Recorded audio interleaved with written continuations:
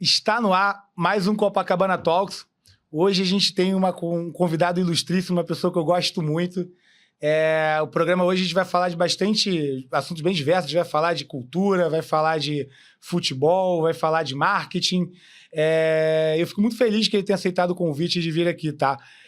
Carlos Campos, vulgo Carlinhos, para os mais íntimos. Carlinhos é o diretor de marketing da Clefer Esportes. Eu estava como diretor comercial da Clefer e depois estava atuando como head de marketing da Viabet. Viabet, legal. Então hoje vai ter um papo muito bom com o Carlinhos. Carlinhos, obrigado por ter vindo, por aceitar o convite. Primeiro, obrigado você pelo convite. Obrigado a todo mundo que está assistindo. Aquela lá? Aquela é tua. Maravilha. Isso. Então, obrigado a todo mundo que está me assistindo.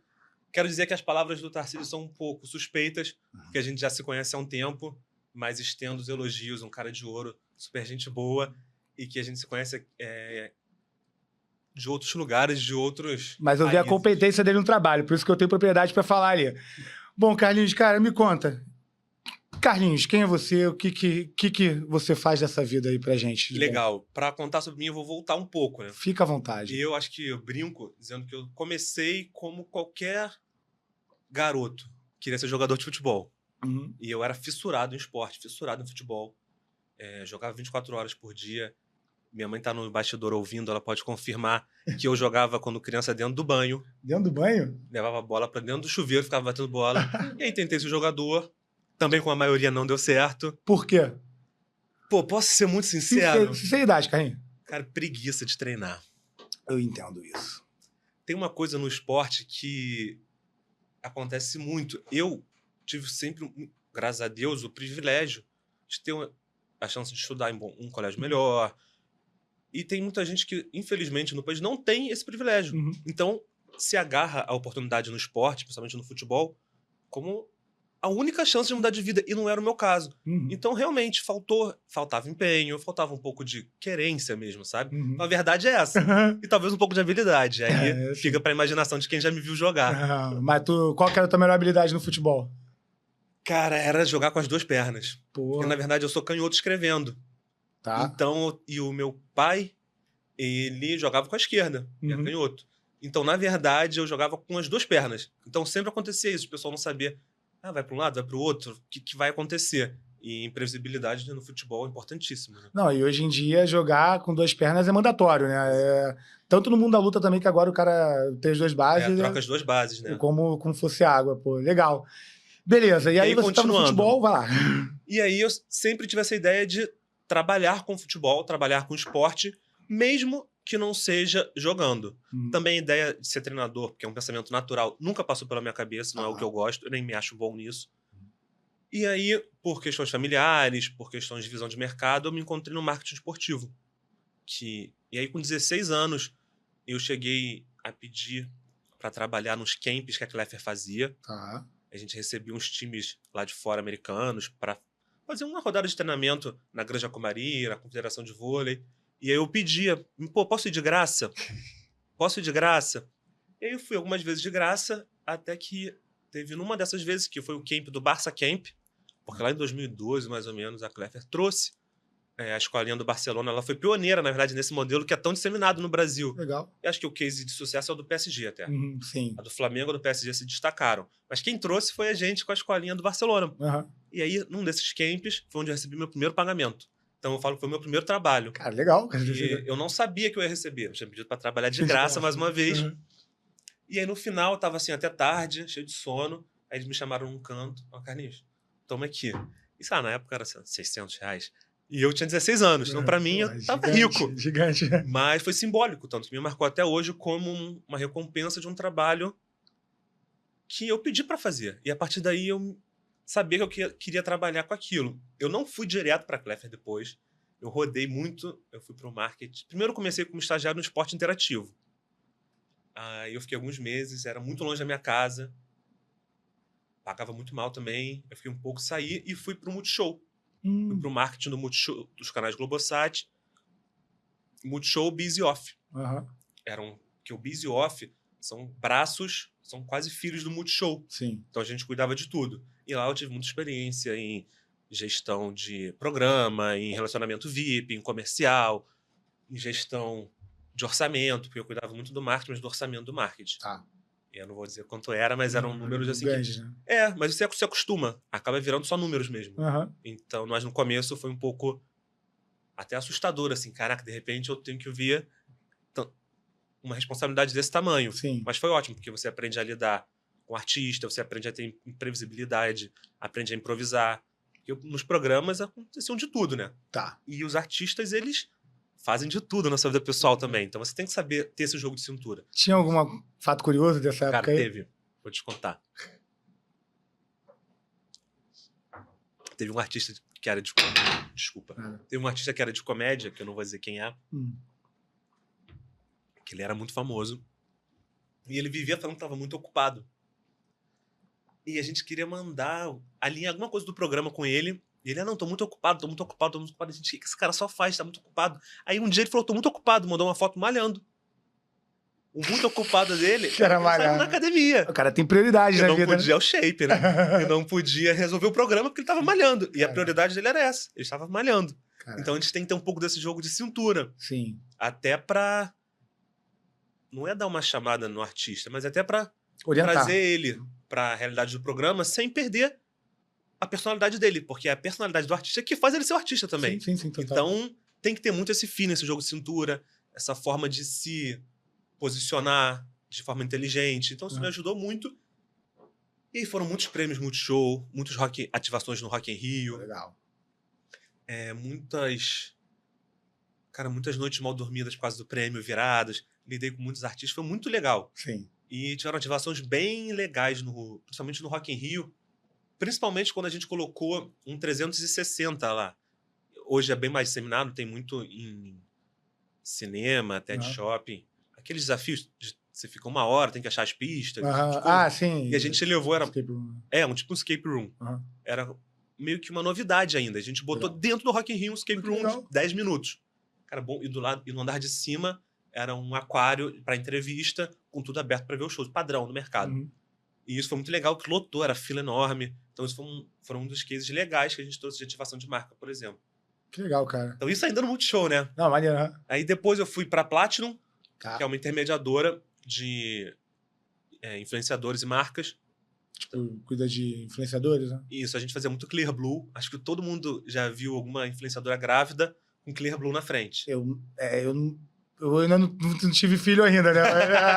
Mas como é aí tinha... Então, isso era uma ação que durou anos, já Clear Que Blue. legal. E a gente que fazia. Então foi algo legal também, que marcou esse tipo de mercado. E a gente trouxe o Maradona quando era vivo para fazer campanha, o Ashton Kutcher. Tu conheceu o Maradona? Eu não conhecia, eu não participei diretamente dessa, mas a gente como equipe trouxe. Eu não ia em todas as diárias. A gente revezava, porque tinha muito trabalho acontecendo, graças a Deus. E aí depois, eu brinco que eu abri a Papaya, que foi uma agência de marketing político, e faliu. Eu adoro citar isso, porque é importante para minha história. Então, é importante citar. E a gente trabalhava com marketing político. Em que ano isso? 2000 e... Só pra entender como é que tava... 19, 17... Tá, eleição Lula e Bolsonaro, né? Um pouco antes, um ano e meio antes, assim, mais ou menos. Um ano antes. A fonte mudou tudo do marketing político na história, né? Exatamente. Que a gente conhecia. Só que aí começou a pandemia também. Na verdade, foi mais ou menos isso. E eu vou falar a verdade, cara. A gente tomou alguns calotes. Eu não vou, obviamente, dizer de quem foi. Alguns pagaram em dia, alguns não pagaram. A gente fez uma gestão ruim também. Muito disso foi culpa nossa. E a gente faliu na pandemia, sem receber, pandemia. Uma gestão confusa, mas me serviu muito para aprender. E melhorar e me desenvolver ainda mais para as próximas oportunidades. E eu fiquei sem trabalho na pandemia. Política a gente trabalha faturado para 1 ano, né? Pois é. Se o cara foi eleito, né? Exatamente. Se não, é 2 anos para tu receber. E olhe lá. Uma ameaça de morte se for cobrar, mas enfim. E aí depois eu fiquei sem emprego na pandemia, fui trabalhar com o meu padrasto, que na verdade ele faleceu, mas era meu pai também. Eu trabalhei um tempo lá na oficina dele de conversão a gás. E depois eu fui para a Cleffer, da DL7, que é o braço comercial da Cleffer. A DL7 vocês começaram no bet muito antes que o mercado explodiu aqui no Brasil, né? Fala um pouco da DL7, que eu acho bem legal esse case, então, cara. Isso é verdade. A gente lida com bet, casa de aposta, muito antes disso ser hype ou mainstream. a gente cuidava dos direitos da Copa do Brasil desde 2015. Uhum. E a gente já tinha, até a Sportsbet Show foi patrocinador durante muito tempo, desde antes da pandemia já tinha. Teve o Bodog, então tiveram várias casas de aposta que a gente lidava antes disso estar inserido no mercado. Tá. Tanto é que em 2021, 2022 eu já tinha ido para Malta, já tinha ido, na época, no Ice London, que acho que agora está em Barcelona, para Miami. Então já tinha rodado as principais feiras, conhecendo o mercado, conhecendo muita gente. Então não foi até nenhuma surpresa o que está acontecendo com o mercado hoje. Sim. A gente já meio que esperava. Então a gente conseguiu se precaver, se planejar para ter uma atuação mais estratégica. Porque hoje eu acho que tem um patrocínio muito predatório com as bets. Tá.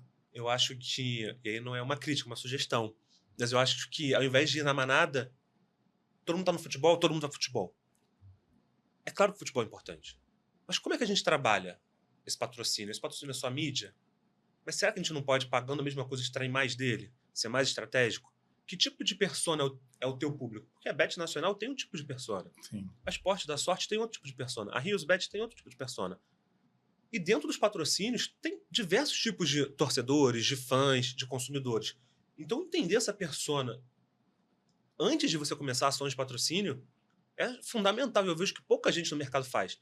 Então você acaba fazendo uma campanha geral. E você perde capacidade de transformar aquele cliente em um apaixonado pela marca, em ter uma experiência incrível, em ter... E aí você diminui o LTV quando você não faz esse tipo de coisa. Você perde dinheiro lá na frente. Acho que falta um pouco esse olhar mais de ativação, mais estratégico, e não só ver todo mundo tá no futebol, a gente vai fazer futebol. Todo mundo tá com esportes, vamos pro esportes. Acho que tem que ter um pouco de identidade das próprias marcas. Eu sinto falta um pouco disso no Brasil. Mas você acha que... É uma dúvida mesmo. Agora que acabou o dinheiro vindo a rodo pro Brasil com a legalização, não é um caminho natural que o mercado vai ter que seguir? E já tem alguma estratégia nesse sentido? Então, eu discordo um pouquinho do que você falou. Não. Eu não acho que o dinheiro a rodo parou de vir. Tá. Eu acho que ele vai continuar vindo. Uhum. Eu acho que vai vir até mais. Na verdade, as pesquisas apontam que a tendência do consumo e de quantidade de aposta só aumente.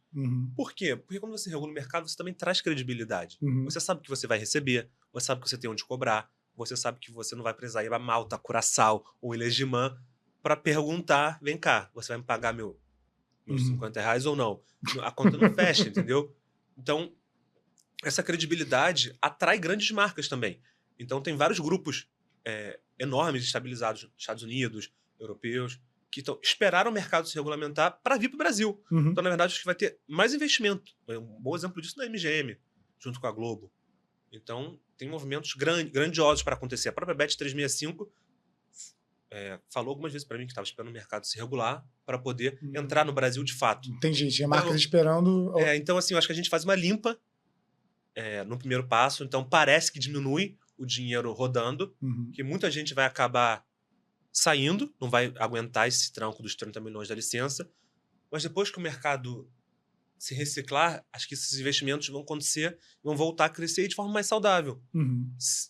Se preocupando com o vício, se preocupando em respeitar a LGPD, as novas regras de regulamentação, fazendo aí realmente um trabalho com mais cuidado. E aí, já emendando na outra pergunta, eu acho que com a regulamentação a margem diminui, isso é óbvio. Não tem que ser questionado. E tem regras muito rígidas para aquisição de usuário. Você não pode mais oferecer bônus para aquisição, coisas que eram... Não sabia. Então, era um principal chamariz para aquisição. Vem cá que você vai ganhar um bônus 100%, vai ganhar um free spin, vai ganhar alguma coisa. Você é proibido hoje, por lei, de fazer isso. Não sabia. Pois é, então isso dificulta a aquisição. Então, antes, o foco em aquisição, que era gigante, eu acho que ele vai se dividir para retenção também. Antes você podia ter uma certa negligência, entre aspas, na retenção. A galera tava querendo encher a boca. Enchendo o funil. Agora o funil tem que ter mais cuidado. Então, peraí, a gente tem que cuidar melhor desse cara, desse jogador, durante o processo. Para ele gastar mais, durar mais, ter mais confiança.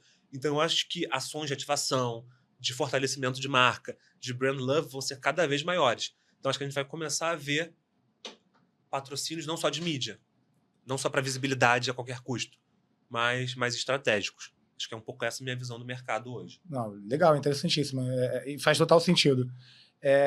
Eu lembro, na feira do ano passado, que as casas gringas, né, antes de ter regulamentação, estavam muito preocupadas aqui com o Brasil, porque os influenciadores brasileiros que estavam dando golpe nas casas, eles estavam revoltados, né? Que eles estavam parando de... Enfim. Não, isso acontece. O pessoal fala, fecha um acordo, recebe uma parte antes e não posta o resto, dá calote. E acontece do outro lado também. A casa fala que vai pagar X e não paga, atrasa o pagamento. Isso, não, também. Então, antes da regulamentação, era um faroeste. Exato. Acontecia. Você sabe, a gente vê de tudo. Coisas assim. Bom, mais recentemente teve a febre do tigrinho, todo mundo jogando, influenciador preso. Esse é um lado negativo, mas que com a regulamentação traz mais clareza. Concordo. E eu acho que é questão de educação. Eu não vejo particularmente problema com a aposta em si. Eu acho que é mais uma forma de entretenimento. Eu acho que você pode muito bem se divertir mais gastando R$20, e às vezes você vai no cinema, vai gastar muito mais. Total. E você vai se divertir mais em casa, com seus amigos. Só que tem que ter uma educação para o jogador. A gente não pode bater na tecla de mudar de vida. Isso é até proibido hoje, mas acontecia muito. Sim. Muitos influenciadores. Isso é uma briga recorrente na questão de afiliados até. Como educar o influenciador? Porque ele está acostumado a fazer da forma antiga, até hoje. Alguns escutam, mas a maioria não escuta. Ela só quer fazer... Ele quer ganhar o dele, até porque a maioria ganha em revenue share também, né? Então ele quer botar a gente para dentro a qualquer custo. Aí fala que vai mudar de vida, fala que vai dar bônus, coisas que são proibidas. Então, hoje é uma dor grande para os afiliados também, ter esse controle do que os influenciadores estão dizendo. Então, eu acho que vai ter um crescimento também do mercado de gestão de afiliados. Hoje existe muito isso. Está crescendo, mas já existem alguns grupos, algumas empresas que elas cuidam dessa gestão de 300 mil afiliados e toda a parte de compliance, todo esse lado é da empresa contratada. Você só faz a ponte entre a sua marca e os afiliados. E todo esse lado de cuidar de arte, de grupo, do que postar, se postou o que pode, o que não pode, é da empresa legal. que contrata. Legal, não sabia. Então, eu acho que o mercado vai crescer, porque ele ainda não é muito disseminado no Brasil. Na Europa já acontece há muito tempo, até porque o mercado lá é muito mais estabelecido. Sim. Mas o mercado vem crescendo muito aqui. E eu vejo um nicho até. Eu acho que é uma oportunidade de mercado interessante para quem está de olho. Porque realmente é uma dor. Como é que você controla, como é que você escala teu programa de afiliados de forma saudável in-house, sem crescer muito a equipe? Cara, é desafiador. Então, de repente, terceirizar facilita, principalmente nesses casos. Não, concordo totalmente. E os afiliados, hoje em dia, eles estão sem saber o que fazer, né? Assim, estão todos parados, assim, né? A galera tá perdidos. Totalmente perdida como é que trabalha nesse mercado ainda. É muito self-made mesmo. Cada um faz da sua forma, vê como é que funciona.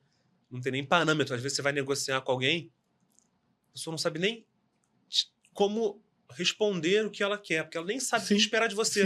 Isso aconteceu comigo. Eu estava na Viabet, como head de marketing, fui negociar com um afiliado e ele achou que era um modelo que a maior parte era em revenue share.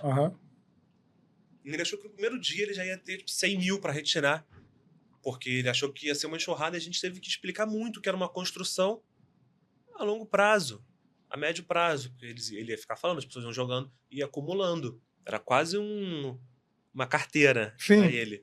E ele não bancou e saiu. E aí depois ele me procurou, eu já tinha saído da Viabet, ele me procurou para tentar fazer algum outro modelo parecido, mas aí já não fazia mais sentido pra gente, pra mim, e nem pra ele, e acabou que não funcionou. Mas é um exemplo claro de realmente falta de conhecimento do mercado, que você acabou de citar. Então a gente tem muito que educar, não só o jogador, mas também os profissionais do mercado. Tem pouco profissional no mercado. Tanto que o pessoal brinca que 3, 4 meses de mercado no Brasil equivale a 2 anos. Porque falta profissional. Então você acaba vendo de tudo, acaba saindo na frente. Legal esse termo aí, que você falou. 3, 4 vezes, legal. E, cara, deixa eu falar uma coisa. E a Lady Gaga? Cara, a Lady Gaga tá todo mundo no Rio, né? Tá vindo. A gente, junto com a Bonus Track, é importante citar, fez a parte comercial ano passado no show da Madonna. A Madonna não... Então, na verdade, a gente... Lá atrás, em 2006, os Rolling Stones vieram. E foi a Cleffer já, junto com a Bonus Track. Então, isso é um projeto que existe, ficou guardado há um tempão e voltou, mas ele existe há muito tempo.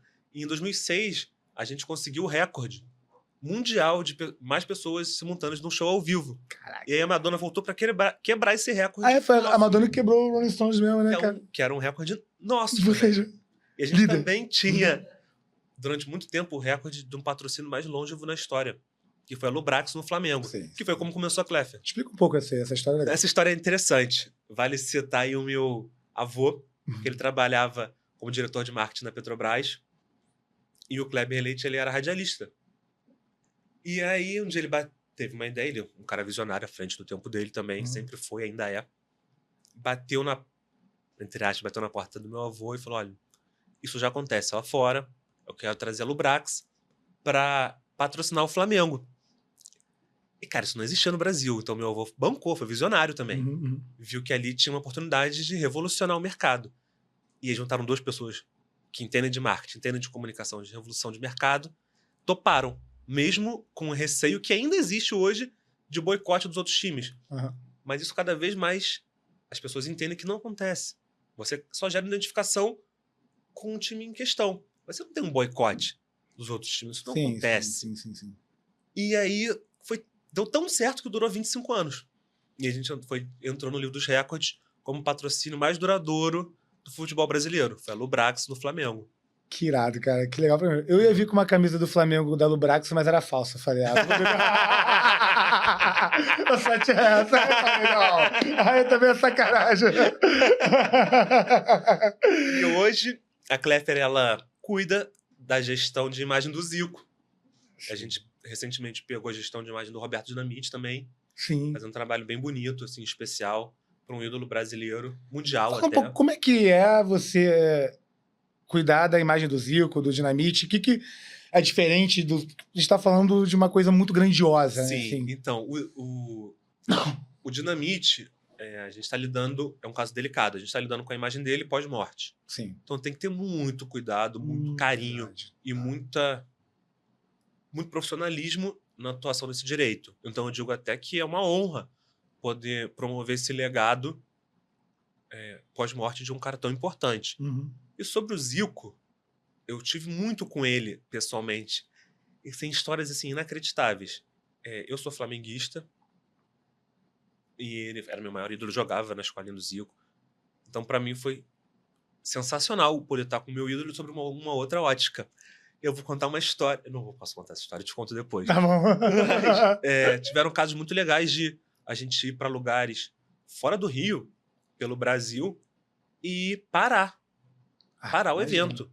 Parar a ponto de vir bombeiro e invadirem o palco, e a gente tem que fazer contenção.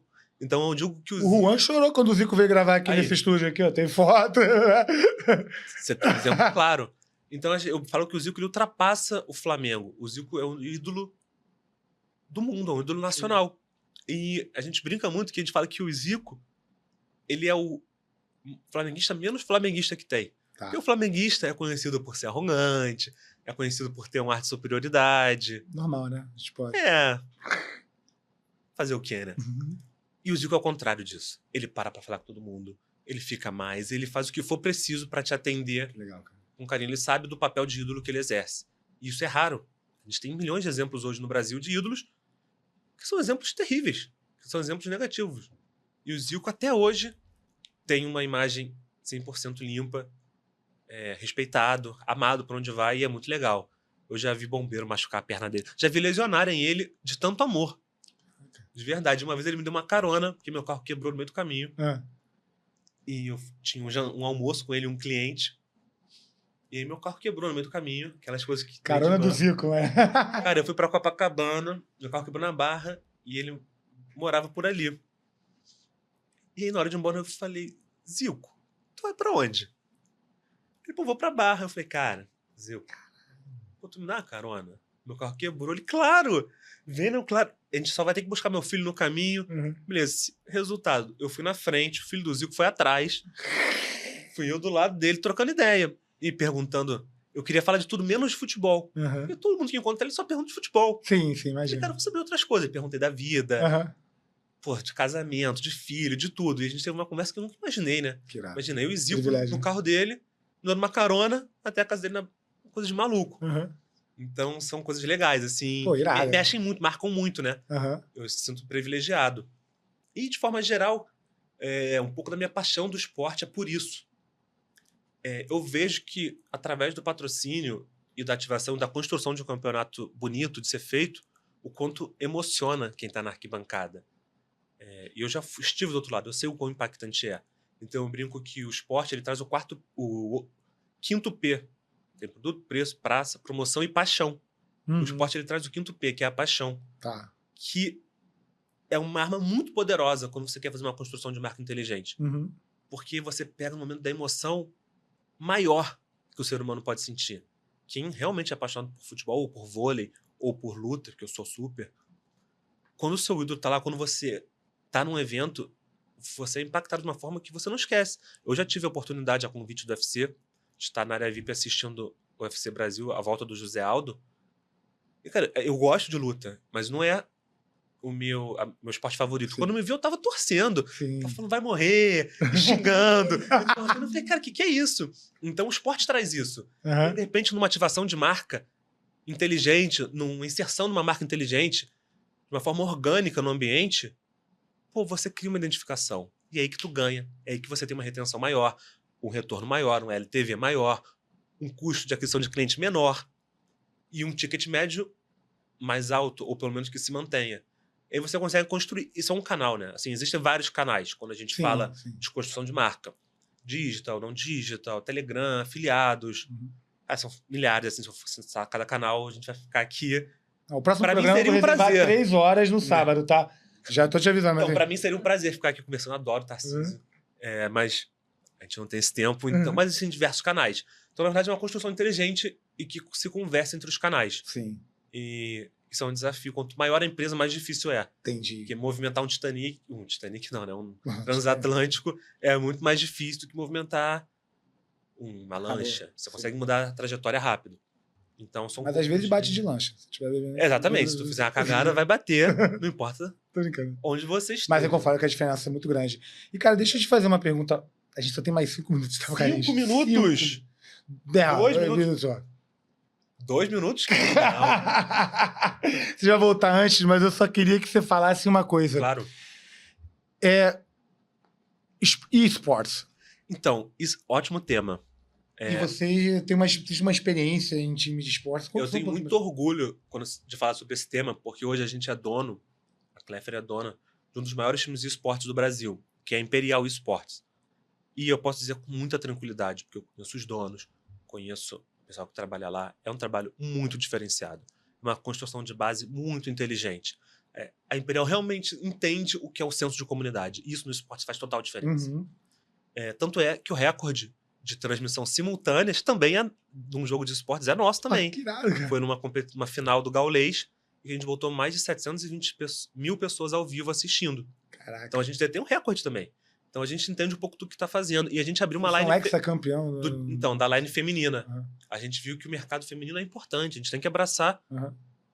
a pluralidade. Então, por quê? Nenhum time praticamente de CS brasileiro realmente tinha uma line feminina.